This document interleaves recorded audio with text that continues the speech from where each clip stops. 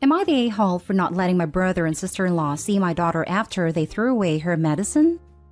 I have a 4-year-old daughter, Emma.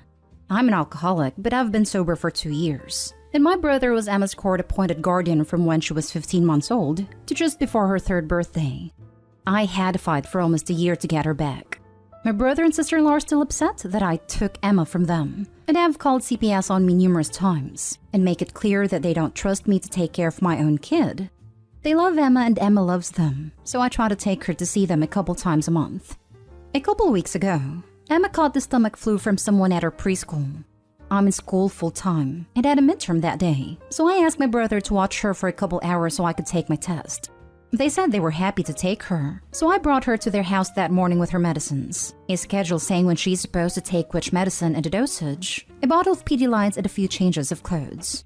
I came to pick her up after the midterm, and half her medicines, her clothes, and her Pedialyte were gone. When I asked about it, they said they threw away all of her medicines and the Pedialyte because they were liquids, and they were already opened, so I could have put something in there to make her sick/sleep. Not that it helps much, but I never hurt my daughter or gave her anything that wasn't recommended by her pediatrician. They also said I shouldn't be giving her Tylenol and Motrin. Again, her doctor said it's fine, so they didn't buy her any Motrin. Then I asked about the nausea medicine, prescription, and they said they didn't think she needs prescription meds for the stomach flu. They also felt her clothes weren't good enough for her, so they gave it to their neighbor for their garage sale and bought her new clothes, meaning they most likely took her shopping when she was sick and should have been resting. I left with Emma and haven't spoken to them since, except to tell them they will not be allowed anywhere near my kid unsupervised. I'm working in Thanksgiving, so I was going to drop Emma off with my parents, so she could see my family. But I still don't want her to be around them without me, so I'm leaving her with her babysitter instead. Now my family is giving me a hard time for not letting my brother and sister-in-law see Emma, and are excusing what they did by saying they were just worried about her. Am I the a-hole for not letting my daughter see my brother and sister-in-law? Now for the top comments. Not the a-hole. Your brother and sister-in-law are sabotaging your recovery and relationship with your child. I wouldn't be surprised to see them talk negatively about you and your history as she gets older. You may need some distance to feel safer and have the mental capacity to deal with them. They don't know this, but Em and I are moving across the country in February. I think the space will be good for us. A bit of advice: I would not give heads up. At all. I'll send them a postcard when we get there. They aren't worried about Emma. They are trying to sabotage your parenting efforts so they can regain custody of your daughter.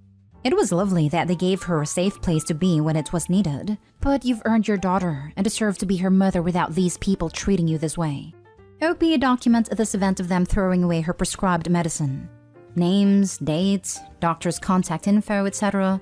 Keep any text where they admit that and their other bizarre behavior that day. You may need it one day.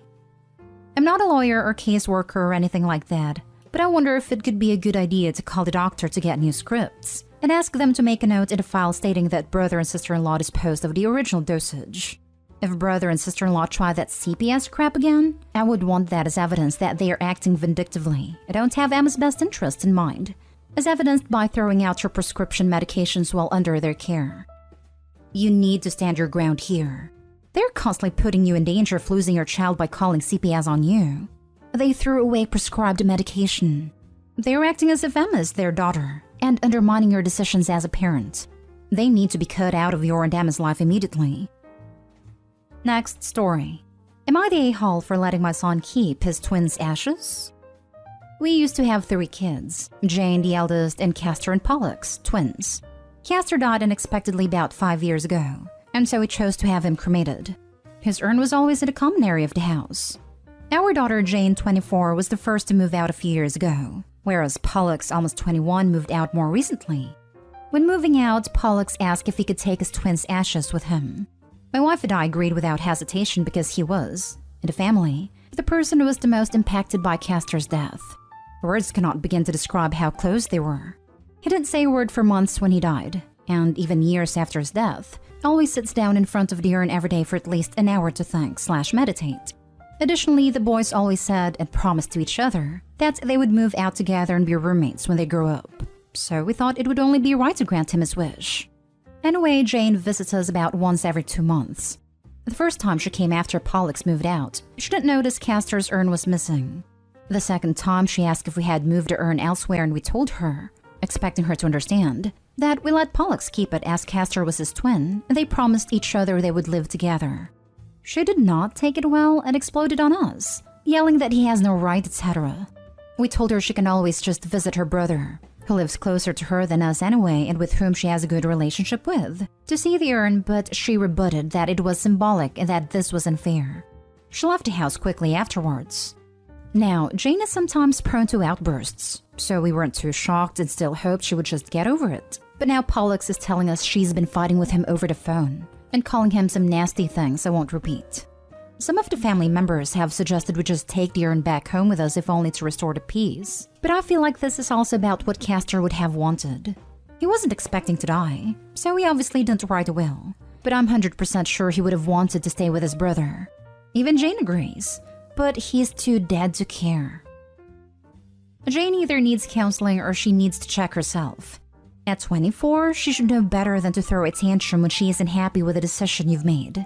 It sounds to me like she either has unresolved trauma from her brother's death, and or lingering unspoken resentment about how she was treated as a child relative to her younger brothers. I say this with a genuine heart, but it sounds like your daughter needs therapy. And your son doesn't deserve more trauma by her inability to handle her feelings. Overall, it sounds like she ended up feeling left out of a twin thing that she's probably struggled with since they were born. She needs therapy. She's already in therapy, but for an unrelated issue. She was in a mutually toxic relationship with her ex, and she's been working on her impulsivity. It's just that I do feel she has a right to be somewhat upset about this. Saying he is too dead to care crossed a line by a mile. That is unacceptable. Your daughter probably feels left out as the non-twin and with the three of you, parents and brother, making this decision without her input. He was her brother too, after all. It would probably have been kinder to discuss it as a family. However, you're his parents and get to make that decision regardless of anyone else. Why not give Jane some of Castor's remains? When my mother-in-law died, all her kids received some of her remains in a necklace. Next story is titled, Am I the a-hole for warning my dad's girlfriend about his relationship patterns which led to her dumping him? I'm 16 female and my 45-year-old dad has this habit of dating college-age women and dumping them after like 2 to 3 years, then complaining about how needy and clingy they were. It's been going on my entire life and it really annoys me. Like, I feel like if he doesn't want someone clingy, a woman in her early 20s willing to date a guy who could be her dad maybe isn't the best option. It's seriously like he's allergic to any woman over 23. I've made half-jokey comments before about how I think it's creepy he only dates women 24 and under, but apparently I need to mind my own business. Even though I live with him full-time, so the women he brings over kinda are my business, especially if he wants to complain to me about them when he dumps them for being clingy. Anyway, so about a week ago, he introduced his new girlfriend to me, and she's 21, but could easily pass for my age. Like she wouldn't be out of place in my high school. I don't know, it really bothered me in particular that day. So when my dad wasn't around, I told her that if she's looking for a long-term thing, she won't get it from my dad because he'll definitely dump her before she turns 24 like every single other woman he's ever dated. And then he'll call her a pathetic clingy mess behind her back.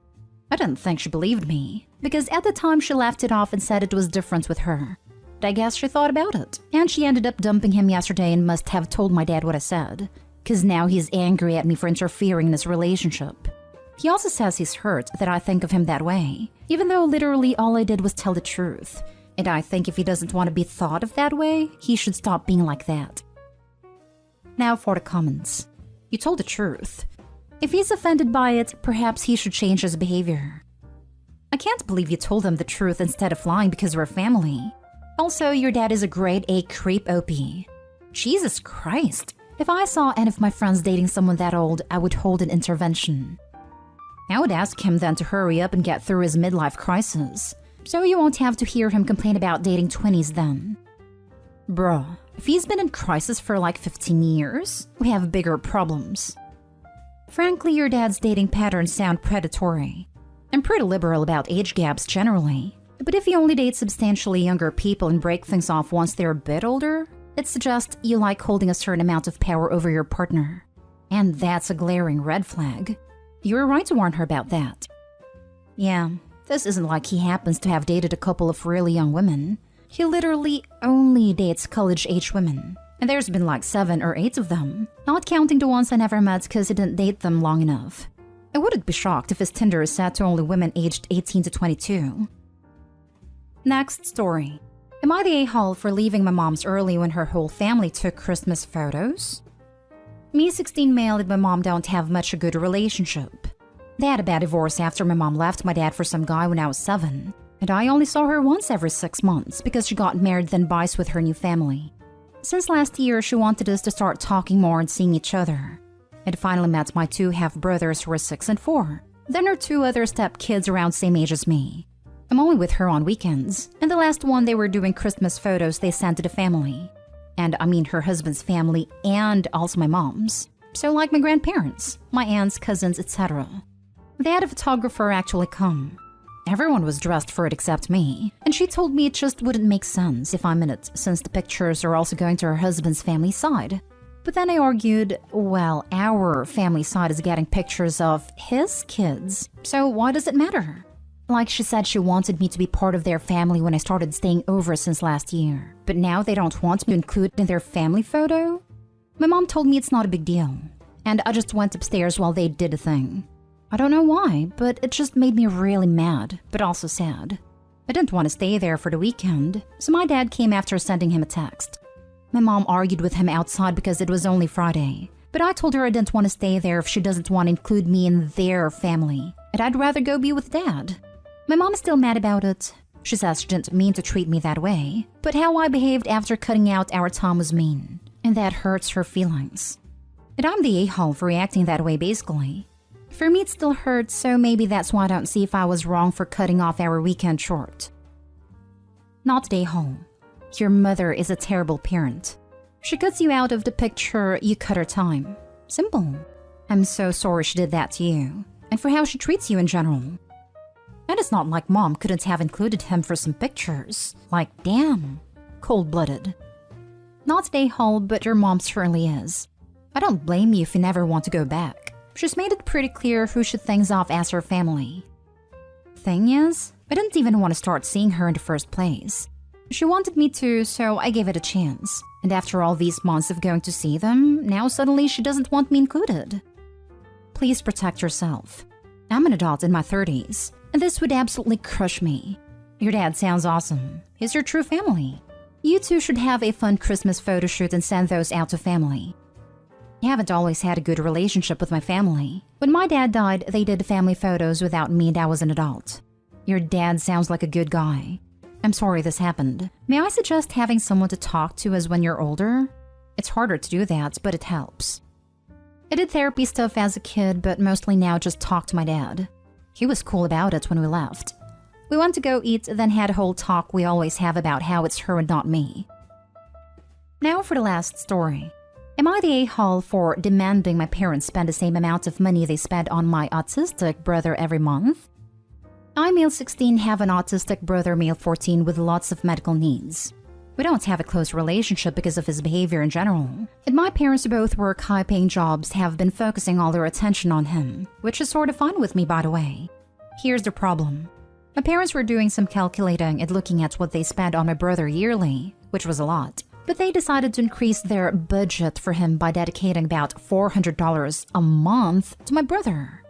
Thing is, my allowance is barely $100 a month.